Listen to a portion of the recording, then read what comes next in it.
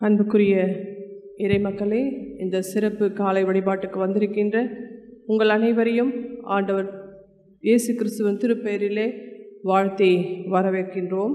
உங்கள் அனைவருக்கும் தென்னிந்திய திருச்சபை நிறுவன நாளின் வாழ்த்துதல்களை திருச்சபையின் சார்பிலே தெரிவித்துக் கொள்கிறோம். நாம் அனைவரும் கண்களை மூடி ஆண்டவரை நோக்கி பார்ப்போம். எங்கள் அன்பு நிறைந்த ஆண்டவரே, எங்களுக்கு தாயும் தந்தையுமானவரே, இந்த மனமகிழ்ச்சியான அதிகாலை வேலைக்காக நன்றியோடு கூட உம்மை துதிக்கிறோம், உம்மை போற்றுகிறோம். அதிகாலையில் என்னை தேடுகிறவர் கண்டடைவார் என்ற வாக்குப்படி இந்த நாளிலும் ஆண்டவரே உம்முடைய திரு சமூகத்திலே உம்முடைய பிள்ளைகளாக எங்கள் அனைவரையும் ஒன்றிணைத்திருக்கிறீர், உமக்கு தோத்திரம் செலுத்துகிறோம்.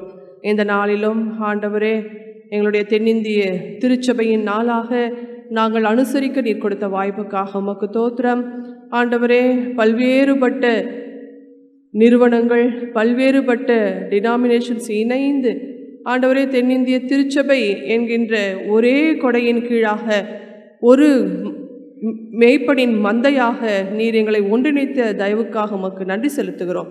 இந்த நாளிலும் அந்த ஒன்றிப்பை எங்கள் வாழ்விலே நாங்கள் கொண்டாடிட, எங்களுடைய திருச்சபை வாழ்விலே நாங்கள் அதை நினைத்து பார்த்து கொண்டாடிட நீர் கொடுத்த இந்த வாய்ப்புக்காக உமக்கு நன்றி செலுத்துகிறோம். இப்பொழுதும் இந்த வழிபாட்டை ஆண்டவருடைய திருக்கரங்களில் நாங்கள் அர்ப்பணிக்கின்றோம். ஆண்டவர் தாமே இதிலே பிரசன்னராயிரும், தொடக்கம் முதல் முடிவு வரை உம்முடைய அருளாலும் ஆற்றலாலும் நிரப்பி அருளும். ஆண்டவர் இயேசு கிறிஸ்துவின் திருப்பெயரில் வேண்டிக் கொள்கிறோம் கடவுளே, ஆமேன்.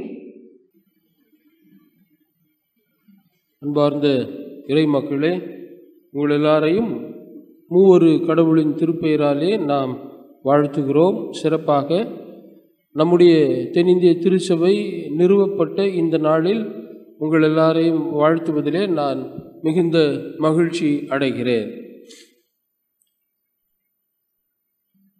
தென்னிந்திய திருச்சபை என்பது ஒரு வரலாற்று சிறப்புமிக்க ஒரு திருச்சபை. அப்படி என்ன வரலாற்று சிறப்பு என்றால், 4 பாரம்பரியங்களை கொண்ட வெவ்வேறு திருச்சபைகள் தங்களுடைய விருப்பு வெறுப்புகளை எல்லாம் விட்டுவிட்டு கிறிஸ்துவை மையமாக கொண்டு அவர்கள் ஒன்றிணைந்தார்கள். அதுதான் 1947 ஆண்டு இதே நாள் செப்டம்பர் 27 நடந்த ஒரு மாபெரும் நிகழ்வு. அந்த நிகழ்வு நம்முடைய சென்னை பேராயத்தில் இருக்கின்ற பேராலயம் தூய ஜார்ஜஸ் கத்தீட்ரல் ஆலயத்திலே தான் அந்த நிகழ்வு நடந்தது. ஆகவே இது வரலாற்றில் ஒரு சிறப்பு மிக்க அடையாளத்தை இத்திருச்சபை பதித்திருக்கிறது. எந்த 4 திருச்சபைகள் என்று சொன்னால், ஆங்கிலிக்கன் திருச்சபை, பிரிஸ்பிட்டேரியன் திருச்சபை, காங்கிரிகேஷனல் திருச்சபை, மெத்தடிஸ்ட் திருச்சபை. இந்த 4 திருச்சபைகளும் இன்றளவும் உலகில் பல்வேறு மூலைகளில் இருக்கிறது. ஆனால் அவைகளெல்லாம் தனிப்பட்ட நிறுவனங்களாகத்தான் இருக்கிறது. அவைகள் ஒன்றாக இணையவில்லை. ஆனால் நமது நாட்டில் அன்றைய நாட்களில் ஊழியம் செய்த எல்லா திருப்பணியாளர்களையும் ஒன்றிணைத்து வி அசரியா போன்ற தலைவர்கள் அதனை முன்னின்று நடத்தி 10 கட்ட பேச்சுவார்த்தைகளுக்கு பிற்பாடு இந்த திருச்சபைகளெல்லாம் தங்களுடைய விருப்பு வெறுப்புகளை விட்டு ஒன்றாக இணைந்திருக்கிறது. ஆகவேதான் இன்றைக்கும் உலக அளவில் சிஎஸ்ஐ என்று சொன்னால் அவர்கள் ஐக்கிய திருச்சபை என்று நம்மை பார்த்து மெச்சிக்கொள்ளுகிறார்கள்.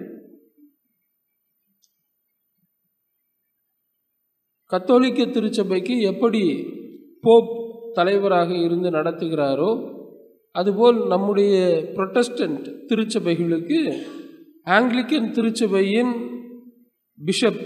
பிஷப் ஆஃப் கேன்டர்பரி என்று சொல்லுவார்கள். அவர்தான் நமக்கு தலைவராக இருந்து நம்மை வழிநடத்தி கொண்டு இருக்கிறார்.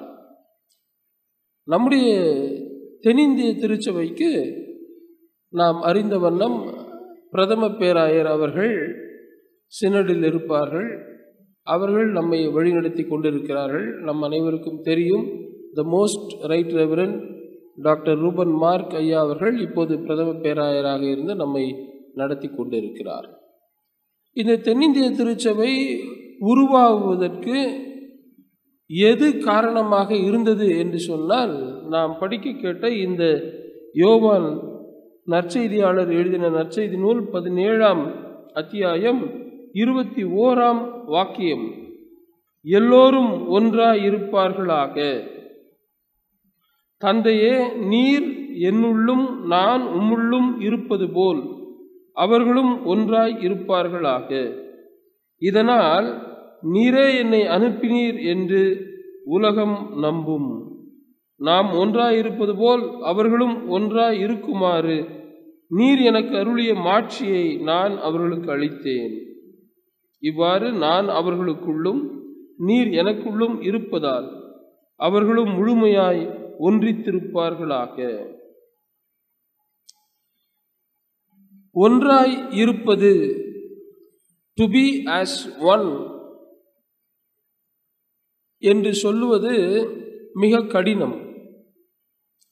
நம்முடைய கைகளில் இருக்கின்ற இந்த 5 விரல்களும் ஒன்று போல் இல்லை, ஆனால் அவையெல்லாம் ஒன்றாக இணைகிறது. அப்படியானால் ஒன்றித்திருப்பது என்பது அது ஒரு மனப்பாட்டை குறிக்கிறதே தவிர மற்ற எதையும் அது குறிப்பது இல்லை. எடுத்துக்காட்டாக, ஒரு 4 பேர் இருக்கிறார்கள் என்று வைத்துக் கொள்ளுவோம்.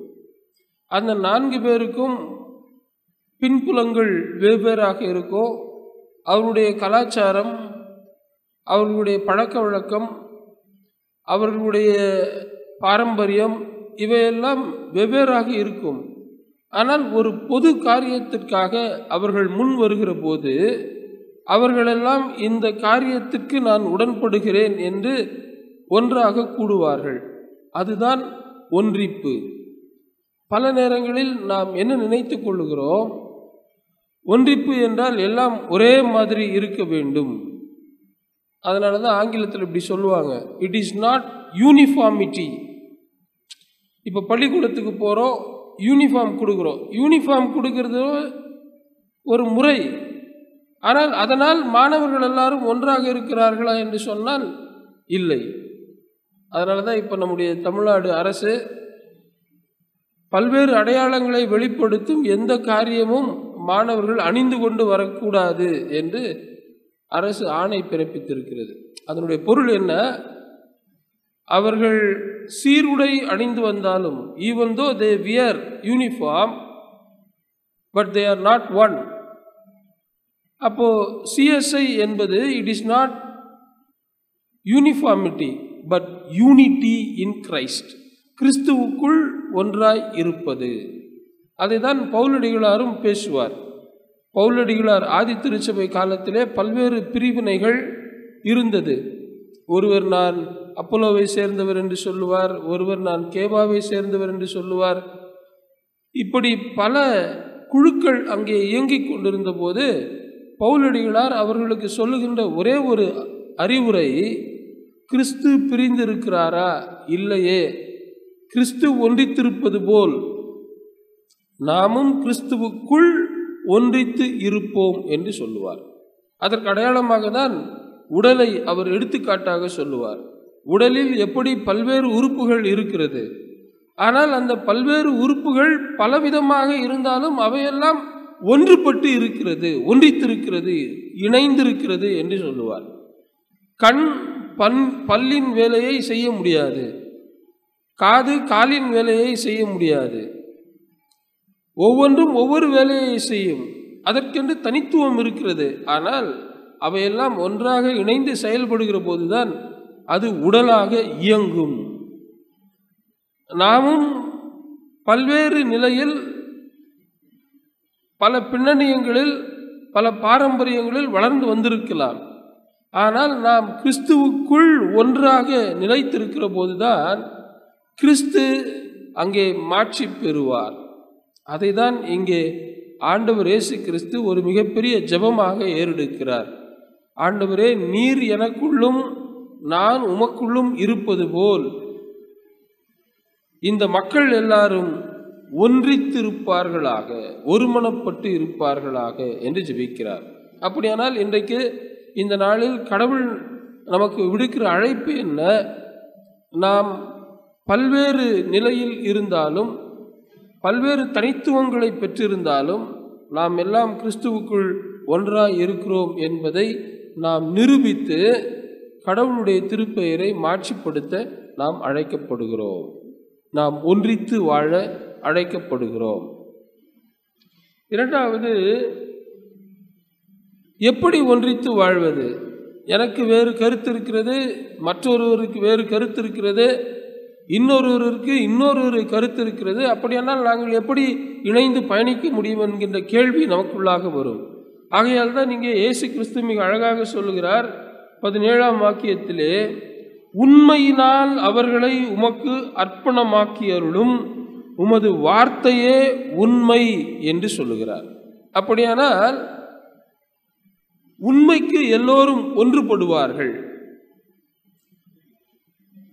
நம்முடைய நாட்டின் மிகப்பெரிய தலைவராக கருதப்படுகிறவர் காந்தியடிகளார்.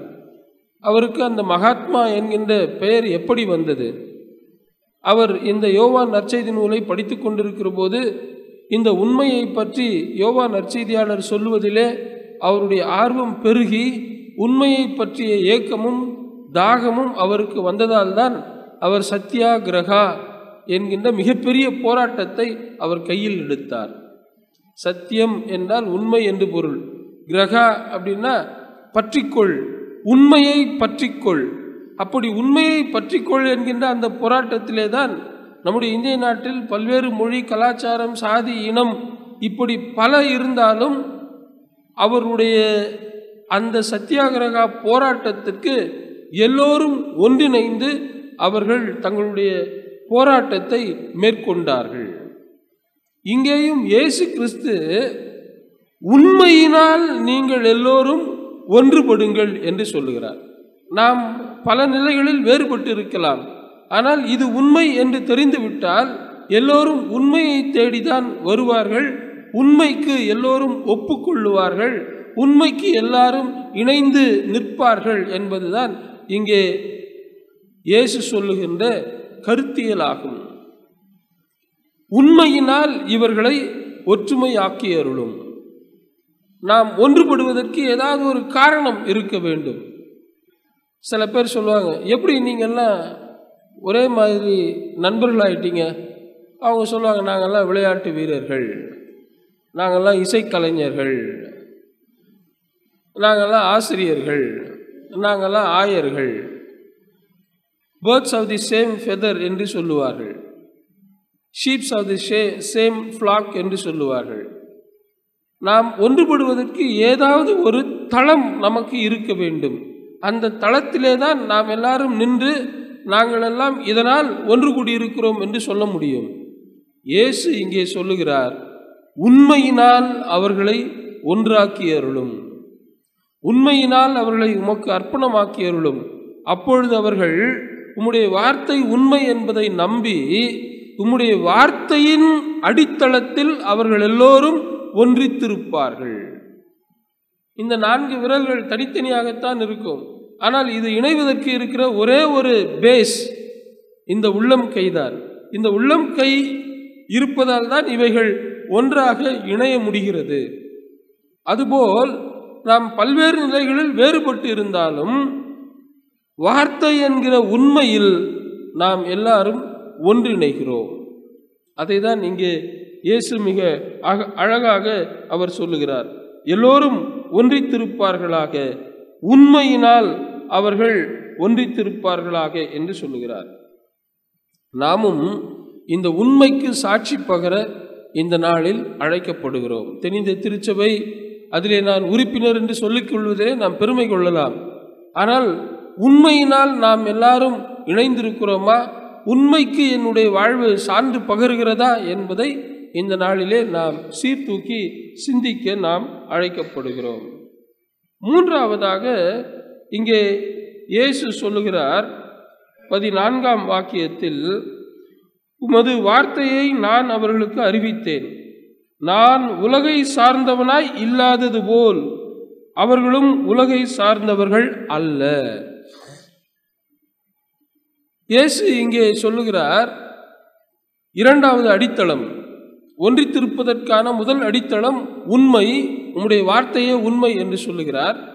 இரண்டாவதாக அவர் சொல்லுகிற போது, நான் இந்த உலகை சார்ந்தவன் அல்ல, அதுபோல் என்னை பின்பற்றுகிறவர்களும் உலகை சார்ந்தவர்கள் அல்ல, ஆகையால் அவர்களெல்லாம் ஒன்றித்திருக்கிறார்கள். இயேசு உலகை சேர்ந்தவரா? அவர் உலகிலே வாழ்ந்தார், இந்த உலகிலே தான் பிறந்தார், வாழ்ந்தார், இந்த உலகிலே தான் மரித்தார், இவ்வுலக மக்கள் அவர் உயிர்த்தெழுந்தார் என்று சாட்சி சொன்னார்கள். ஆனால் அவர் சொல்லுகிறார், நான் இந்த உலகத்தை சேர்ந்தவன் அல்ல. எப்படி சொல்லுகிறார்? அவருடைய வாழ்க்கை முறை இந்த உலகை சார்ந்ததாக இல்லை. எப்படி? ஓரிரு எடுத்துக்காட்டுகளை உங்களுக்கு கூற விரும்புகிறேன். அக்காலத்தில் ரபிமார், குருமார், போதகர்கள் ஒரு தொழுநோயாளரை போய் சந்திக்கவோ பேசவோ தொடவோ கூடாது. ஆனால் இயேசுவுக்கு இருந்த முதல் சவால் இந்த சவால் தான்.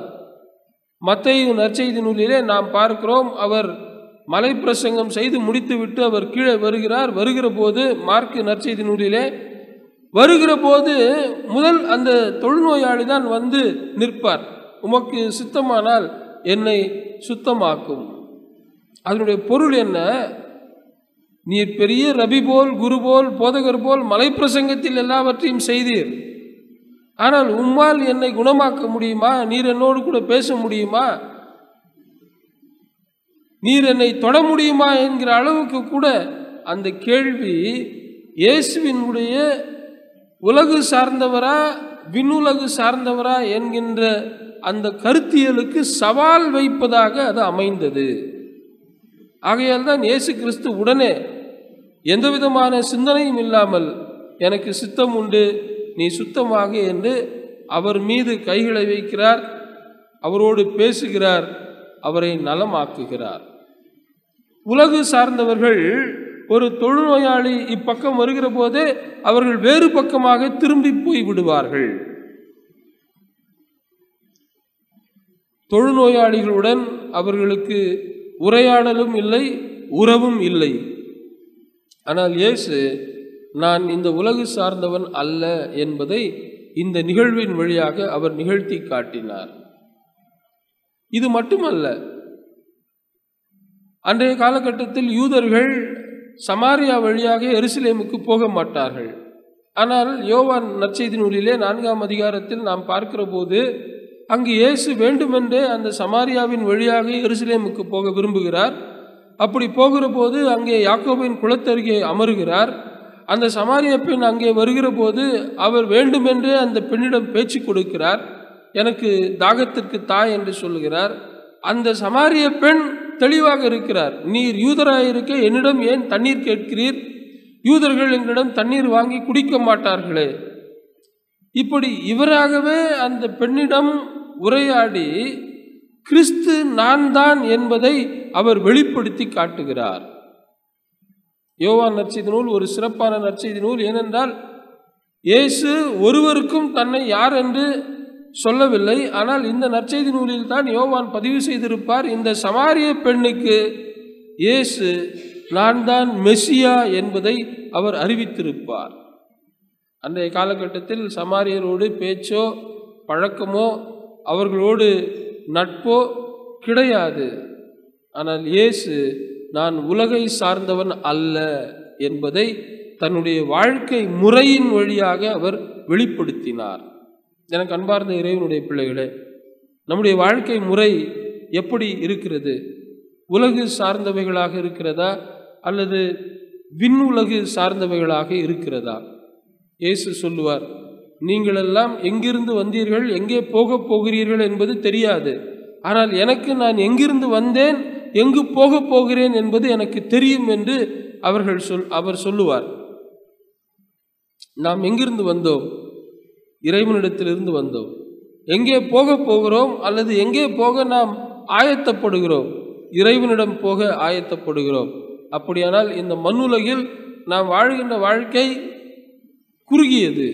இந்த குறுகிய வாழ்க்கையில் இந்த உலகு சார்ந்தவர்களாக அல்ல, விண் உலகு சார்ந்தவர்களாக நாம் வாழ அழைக்கப்படுகிறோம். இந்த தென்னிந்திய திருச்சபை நிறுவப்பட்ட நாளில் நாம் ஒன்றித்திருக்க அழைக்கப்படுகிறோம். உண்மையில் நிலைத்திருக்கவும் சிறந்த வாழ்க்கை முறையின் வழியாக கிறிஸ்துவை வெளிப்படுத்தவும் அழைக்கப்படுகிறோம். தூய ஆவியார் தொடர்ந்து சாட்சி உள்ள வாழ்வை வாழ நமக்கு துணை செய்வாராக. இறையருள் நம்மோடு இருந்து நம்மை ஆசீர்வதித்து வழிநடத்துவதாக. ஆமேன். ஜெபம் செய்வோம். எங்கள் அன்பின் ஆண்டவரே, மை துதிக்கிறோம், மை போற்றுகிறோம். உமக்கு நாங்கள் நன்றிகளை ஏறெடுக்கிறோம்.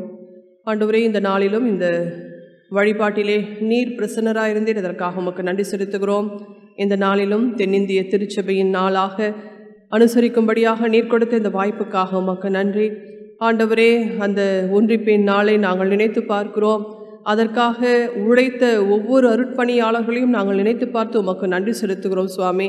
இந்த ஒன்றிப்புக்காக எத்தனையோ முயற்சிகளை அவர்கள் மேற்கொண்டார்கள். பல்வேறுபட்ட தடைகள் இருந்தாலும் ஆண்டவரை முன்னிறுத்தி அவரை மையமாக வைத்து அனைத்து பாரம்பரியங்களும் இணைந்து இந்த நாளிலே தென்னிந்திய திருச்சபை என்ற ஒரே கொடையின் கீழாக எங்கள் அனைவரையும் ஒன்றிணைத்திருக்கிற தயவுக்காக நாங்கள் உமக்கு நன்றி செலுத்துகிறோம் சுவாமி. ஆண்டவரே, உம்முடைய அன்பிலே ஆண்டவரே, எங்களுடைய வாழ்விலே நாங்கள் உண்மையாக எங்கள் வாழ்வின் வழிமுறைகளை நாங்கள் மையமாக வைத்து நாங்கள் ஒன்றித்து வாழ்ந்து கிறிஸ்துவை இவ்வுலகிற்கு வெளிப்படுத்த நீர் எங்களுக்கு அருள் பாராட்ட வேண்டுமாய் செபிக்கின்றோம். ஆண்டவரே, இப்பொழுதும் பல்வேறுபட்ட பாரம்பரியங்கள் இன்னும் இந்த ஒன்றிப்புக்குள்ளாக வருவதற்காக எடுத்துக்கொள்ளுகிற ஒவ்வொரு முயற்சிகளுக்காகவும் ஆண்டவரே உம்மிடத்தில் நாங்கள் வேண்டுதல் செய்கின்றோம். ஆண்டவர் தாமே இன்னும் அநேக பாரம்பரியங்கள் இதில் இணைந்து ஆண்டவர் இயேசுவை மகிமைப்படுத்த நீர் எங்களுக்கு அருள் பாராட்ட வேண்டுமாய் உம்மிடத்தில் வேண்டுதல் செய்கிறோம். இந்த நாளிலும் இந்த வழிபாட்டிலே கலந்து கொண்டிருக்கிற ஒவ்வொரு தம் பிள்ளைகளையும் உடைய திருக்கரங்கள் அர்ப்பணிக்கிறோம் சுவாமி. ஒவ்வொருவரையும் ஆசீர்வதிப்பீராக. யாரெல்லாம் என்ன நோக்கத்தோடு உம்மை நோக்கி பார்க்கிறார்களோ, என்ன வேண்டுதலோடு உம்மை நோக்கி பார்க்கிறார்களோ, அவருடைய வேண்டுதல்கள் விண்ணப்பங்கள் எல்லாவற்றையும் நீ நிறைவேற்றி தர வேண்டுமாய் ஜெபிக்கிறோம். ஆண்டவரே, இந்த நாளிலும் கூட எங்கெல்லாம் இந்த தென்னிந்திய திருச்சபையின் வழிபாடுகள் நிகழ்வுகள் நடைபெறுகிறதோ அங்கெல்லாம் நீர் மகிமைப்பட வேண்டுமாய் உம்மிடத்தில் வேண்டுதல் செய்கின்றோம். இந்த நாளையும் உம்முடைய திருக்கரங்களில் அர்ப்பணிக்கிறோம். இந்த நாளுக்குரிய ஆசீர்வாதத்தை எங்கள் ஒவ்வொருவருக்கும் நிறைவாய் தந்து வழி நடத்துவீராக. மீண்டுமாக எங்கள் ஒவ்வொருவரையும் தாழ்த்தி உம்முடைய திருக்கரங்களில் அர்ப்பணிக்கிறோம். ஆண்டவர் இயேசு கிறிஸ்துவின் திருப்பெயரில் வேண்டிக் கொள்ளுகிறோம் கடவுளே, ஆமேன். அனைவரும் சேர்ந்து சொல்லுவோம். என் ஆத்துமாவே கர்த்தரை தோத்ரி ஸ்தோத்ரி. என் ஆத்துமாவே கர்த்தரை தோத்ரி, கர்த்தர் செய்த சகல உபகாரங்களையும் மறவாதே. ஆமேன். இறையாசியை பெற்றுக்கொள்வோம். எல்லா புத்திக்கும் மேலான இறை அமைதி நம்மோட கூட இருந்து நாம் கடவுளையும் அவருடைய குமாரனாகிய நம்முடைய நாதர் இயேசு கிறிஸ்துவை பற்றி அறிவிலும் அன்பிலும் நிலைத்திருக்கும்படி நம்முடைய இருதயத்தையும் சிந்தையும் காக்க கடவுது. தந்தை, மைந்தர், தூய ஆவியாராகிய சர்வ வல்லமை பொருந்தியுள்ள கடவுளுடைய ஆசீர்வாதம் எப்பொழுதும் நமக்குள்ளே இருந்து நம்மிலே நிலைத்திருக்க கடவுது.